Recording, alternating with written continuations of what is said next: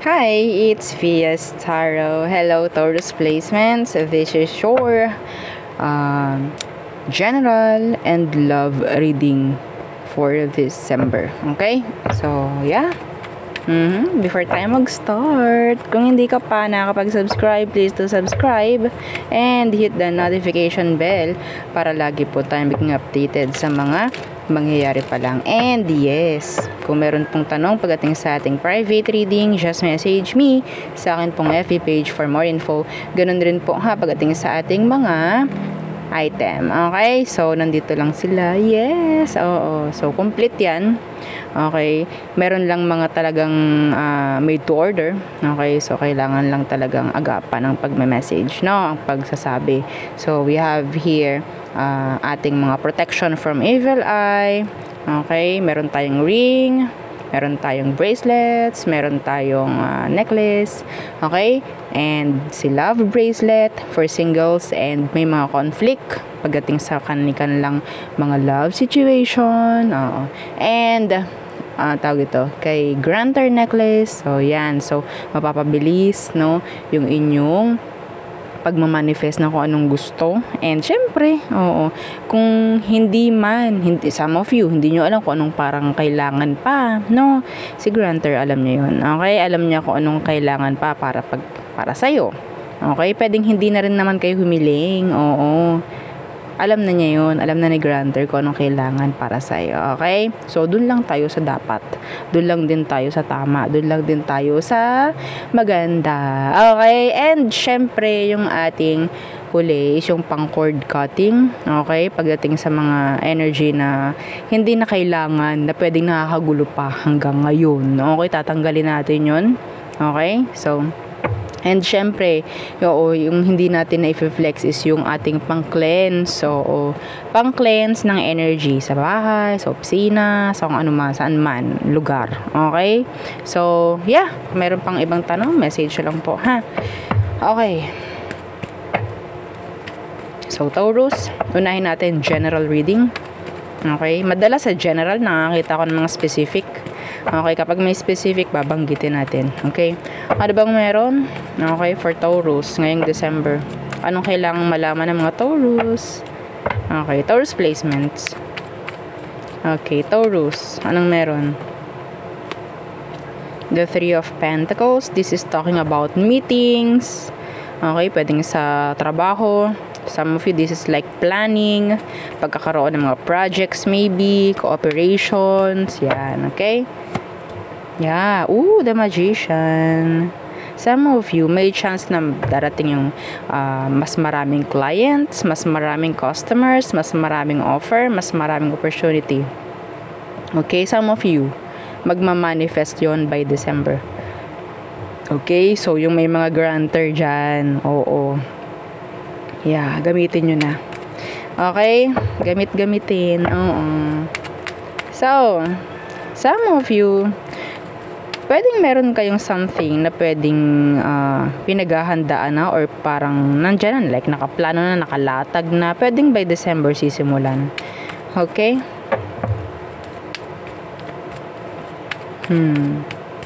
What else? The Three of Swords. What's that? So this is talking about endings. Okay. What's with this? The Ace of Swords in reverse. Okay. Some of you, ikaw itong magka-cut off ng situation, ng tao by December. Para rin sa ikabubuti mo. At alam mo, some of you, ikaw itong parang gagawa ng isang desisyon. Okay? Hindi sa pamamagitan ng emosyon, kundi logic, utak ang gagamitin mo by December. Kahit mahirap, kahit masakit, kailangan ko itong gawin kasi kailangan at dapat. Parang may ganyan po. Okay? Yeah, the Eight of Cups. May mga aalisan, may mga lalayuan. Okay?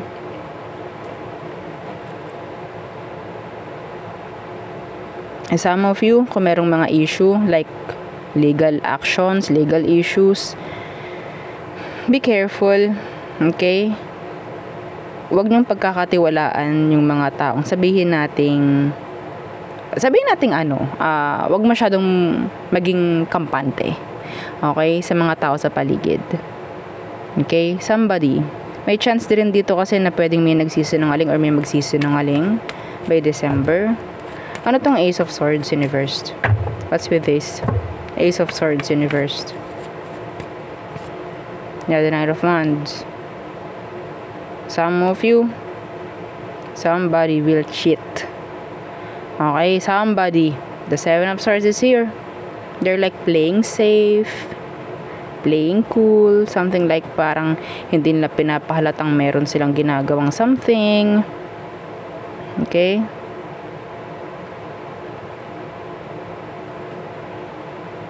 By December, nakakita ko dito ng something na parang obvious. Obvious na. Parang may ganun. Okay? Six of Pentacles Universe. I'm getting an energy of endings or breakups by December. Para sa peace of mind mo na rin. Like that. Okay? So what else? Kasi the ear person, sabihin natin kung sino man to, they're player. Yeah. Marami silang kakonect. Something like that. Meron pang chance na merong i-ghost dito. Yeah, mawawalaan lang bigla. Hindi nila magre-reply. Parang ganun. Yeah, they're playing the field. Like, yeah. Okay, there's a lot of option. Itong taong to, kung sino man to. Seven of Pentacles, Universe. What's with that? The Eight of Cups. Some of you, there's this unexpected situation na pwedeng mangyari by December. Some of you, this is an energy of a person from the past. From the past. Na pwedeng, sabihin natin, guguluhin lang. Yung oras mo, guguluhin lang. Ikaw. Okay? Kasi wala naman ako nakikita ditong intention na maganda eh. Kaya, the Six of Swords, may magbabalik. May magpaparamdam. Okay? By December. And I think, hindi mo na ito inaasahan eh. Pero yeah, may ganun energy. Death in reverse. This is someone from your past. Okay? Ano tong Seven of Pentacles? This is a time waster. Yeah, this is a time waster. What with this Seven of Pentacles in reverse? Yeah, the Nine of Pentacles. Some of them, may chance na meron lang silang kailangan sa'yo, like pera. Okay? And then after, wala na ulit. Aalis na ulit. Some of you, there's a lot of responsibilities by December. Yung parang wala ka na, like mapapako ka na sa mga responsibilidad. Okay? Pagdating sa sarili mo, wala ka ng panahon, wala ka ng oras. Okay? Sa kaibigan mo. Sa sarili. In general. Pwedeng a lot of responsibilities by December. So siguro, magiging busy ka lang by December. Some of you, you're in sabihin nating business. Maybe you're a business owner. Okay? Yeah, marami lang talagang gawain. Sabihin natin, mabibisi lang talaga. Yes. Given na December yun. Okay? So just be ready. Be ready. Kung kailangan nyo kumuha ng iba pang tao para matulungan ka, do it. Pero, wag mong gagawing kampante yung sarili mo sa mga taong to. Okay?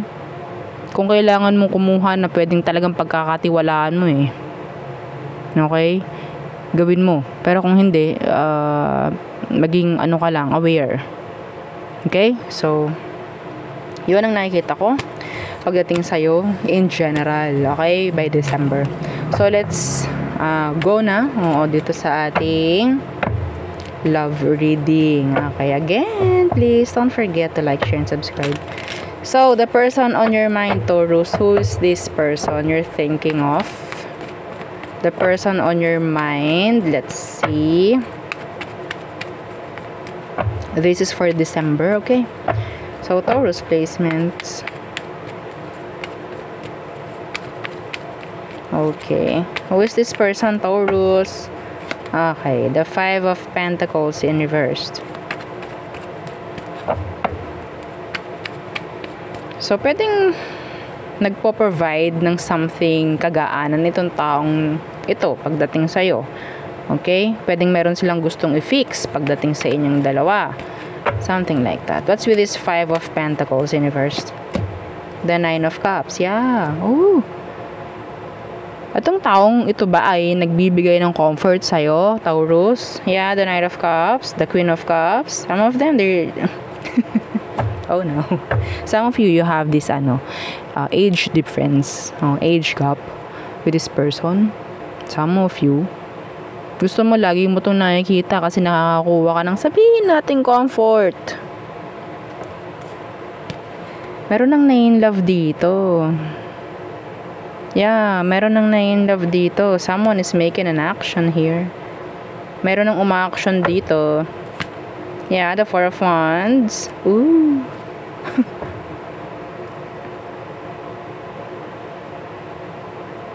Yeah, ano bang meron sa taong to? Taurus, ano bang meron sa kanya? You see this person as someone who is so kind, so generous, so loving, o diba?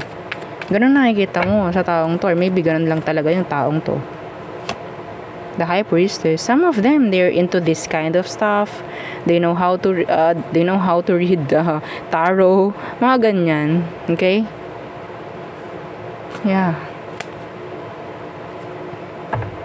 Some of them, nakakapagbigay sila ng tulong sa'yo in general. Okay? I don't know kung meron kayong romantic connection ng taong to, pero wala pa akong nakikita sa ngayon. Okay? I don't know if this is casual lang. Ha? Meron ditong tago. There's this secret. Okay? Somebody, pwede itong taong to is sobrang misteryosa. Anyway, so ano bang meron pagdating sa sitwasyon? Anong meron? Anong meron sa inyo ng taong to? The 7 of Pentacles. Someone, pwedeng meron dito nag-i-invest na. Expectations. Expectations. 7 of Pentacles. Yeah, the Knight of Pentacles. Somebody is waiting here. Assuming, maybe expecting something. Pero hindi ito nausad. Sabihin nating may energy rito na parang slow burner. This is like a slow burner connection. Wala pa ako nakuhang energy ng love or something like romantic connection sa inyong dalawa. Para itong nagkakakilanlan lang muna. And may nafo-fall. Ha? May nafo-fall dito. Okay, let's see. What is their emotion? Real emotion. Deep down. O, diba? Ayaw natin yung deep lang. Okay. Ating huhukayin, no? Okay, ano bang totoong emosyon ito for you? Meron ditong naiinip. Yeah, may naiinip dito. Let's see. Emosyon. The world, universe.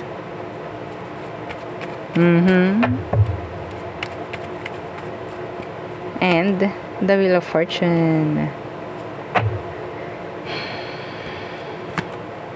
The Knight of Cups, yeah. Someone, meron ditong na-fall na. Okay? Some of you, iba sa inyo, pwedeng you're a businessman, businesswoman. Okay? And yeah, there's this age gap, no? Anyway, so emosyon ito for you, hindi nila ipapaalam. Okay? Hindi nila ipapaalam. So I think gusto nila ng connection sa inyo, pero hindi nila papaalam. This is not romantic. Anong meron dito? This is not romantic. Or sabihin natin hindi lang talaga sila magiging clear pagdating sa emosyon. Ano meron?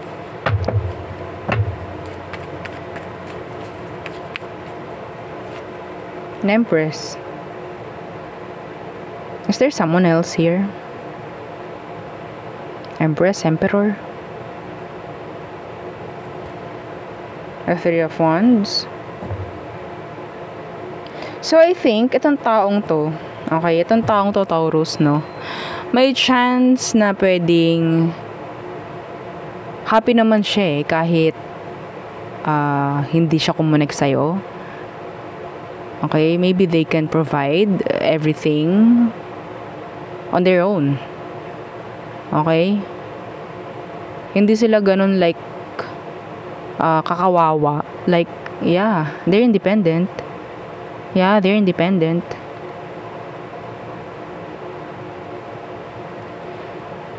Some of them may anak, actually. Pwedeng kayo, may anak. Ikaw, Taurus.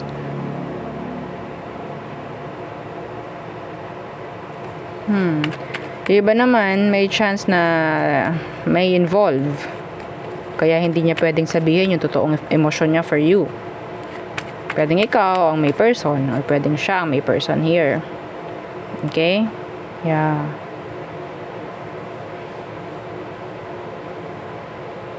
Some of you, friend mo lang to eh.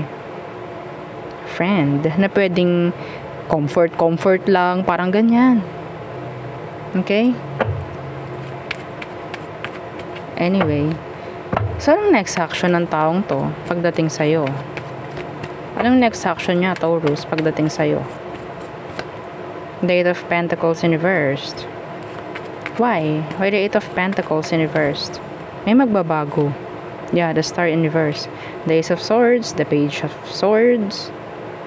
There's this communication. I'm seeing here low-key. Or sabihin nating energy na parang hindi nagagawa ng action. Because yeah, hindi ko dapat ito ipagpatuloy. Somebody may nafo-fall na dito, ha? Pero next action is hindi ako gagawa ng action. Kasi baka lalong lumalim.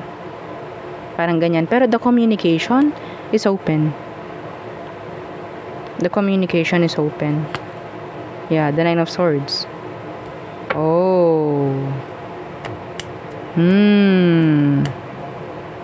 Worries. Yeah. So that is why I think itong taong to, Taurus, no, alam nila yung limit. Okay, alam nila rumispeto ng sitwasyon, alam nilang rumispeto ng boundaries ng iba. Okay? Alam nila. So maybe magi-stick yan, dyan lang siya, pero napaka-casual. Okay, napaka-casual. Wala tayong nakukuhang energy ng cups dito like love. Okay? This is respect. Ang nakukuha ko dito, Taurus. Parang walang makaka-resonate dito, ah. Pwedeng vice versa, maybe, or pwedeng flip yung energy. Okay? Pwedeng ikaw ito pagdating sa person. Yeah. Hindi ko nakikitang magpo-pursue itong taong to para magkaroon kayo ng connection. No. Kung alam niyang walang patutunguhan to, hindi siya para magsayang ng oras dito, or alam niya yung boundaries. Marunong siyang rumispeto. Okay, Taurus? So, let's see. Anong advice? Advice. The Five of Wands. What's with that? The Page of Pentacles. The Chariot. Okay. So, depende kung paano. Okay, so it's like kung ano ang drama dito. Okay, kung pagtutuunan ng pansin, kung ano man ang action na ibinibigay. Kasi pwedeng may mag-start eh. Okay? Pwedeng may mag-start. Kung ikaw, Taurus, kita mo kung anong ginagawa niya pagdating sa'yo. Kita mo yung action, reaksyon ng taong to.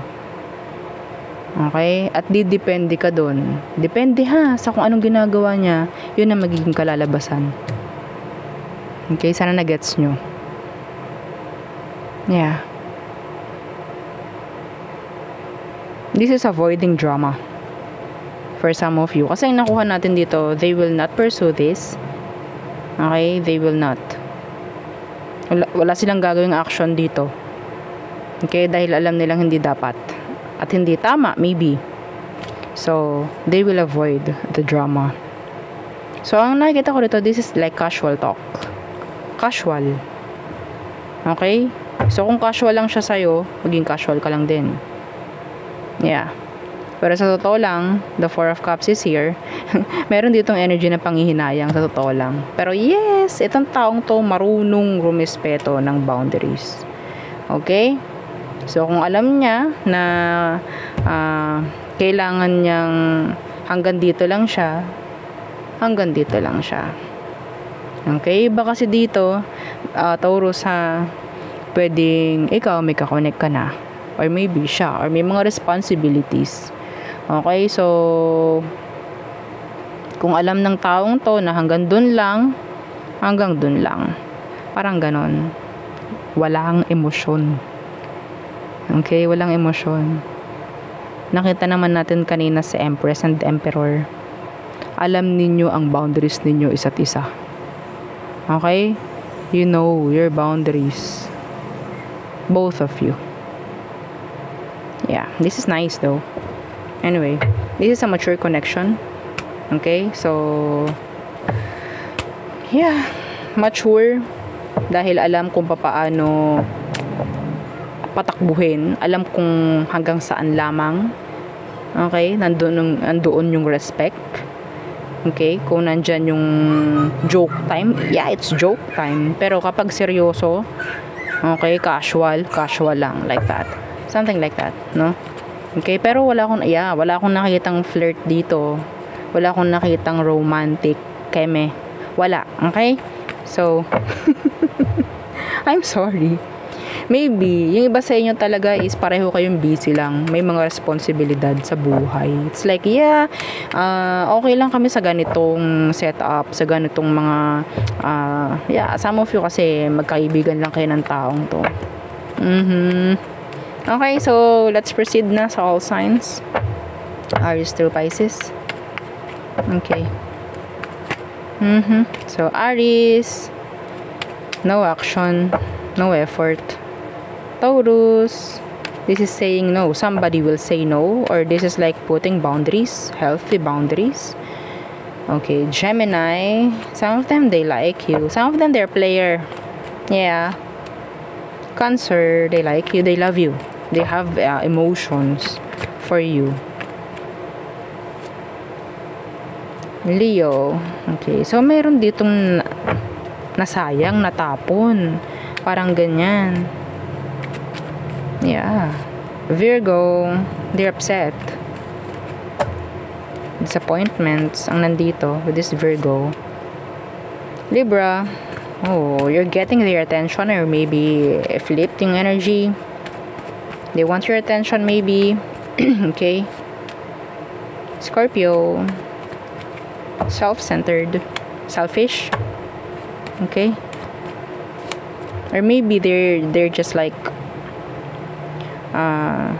being secretive, no, pagdating sa kanilang emotions for you. Something like that. Sagittarius, okay. Medyo nahihirapan si Sag. Nabibigatan sa sitwasyon. I don't know kung anong meron. Capricorn, okay, there's this energy ng parang anong tawag dito? No label for some of you. This is like friends, friend zone, parang ganyan. Okay? Some of you meron ditong gusto makipagbalikan na Capricorn. Aquarius, pwedeng may mag-reach out na Aqua. Pwedeng may mag-reach out na Aqua by December. Pisces, oh, you're there. Wish fulfillment. Yeah. Okay, so there, yun ang aking reading for you, Taurus placements. Again, please don't forget to like, share, and subscribe, and follow our FB page. Thank you. Bye.